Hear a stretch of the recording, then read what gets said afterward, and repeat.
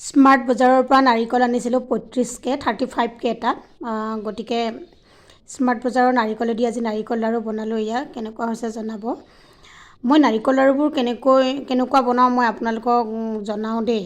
মানে কাৰ কেনেকুৱা কি কেনেকৈ বনায় কি পদ্ধতিত বনায় নাজানো, মই কেনেকুৱা বনাওঁ সেইটো আপোনালোকক কওঁ।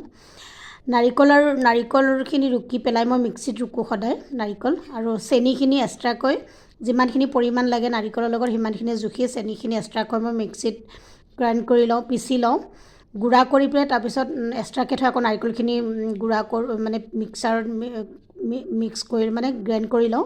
দুইখিনি মিলাই পেলাই এনেকৈ খানি মিলাই মই ফ্ৰিজত আধা ঘণ্টা বা 25 মিনিট মানে 20 মিনিট এনেকৈ থৈ দিওঁ।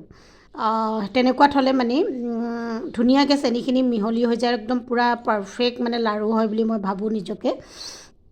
তাৰপিছত চেনিখিনি তাৰ পৰা উলিয়াই ফ্ৰিজৰ পৰা আধা ঘণ্টাৰ পিছত উলিয়াই পেলাই মই একদম পূৰা ভাজোঁ।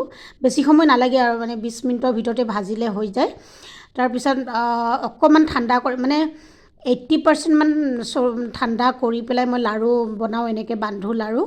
তেতিয়া একদম ধুনীয়া টান আৰু ধুনীয়া মানে এটা লাড়ু বনে। গৰমে গৰমে লাড়ু মই নবনাওঁ।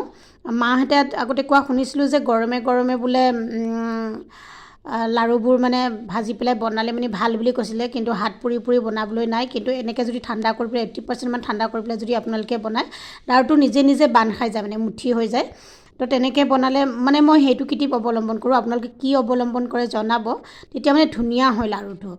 আৰু এয়া কেনেকুৱা হৈছে জনাব। ইয়াত 32টা ওলাইছে, 32টা ওলাইছে। এয়া মোৰ বিহুৰ প্ৰস্তুতি। বাই।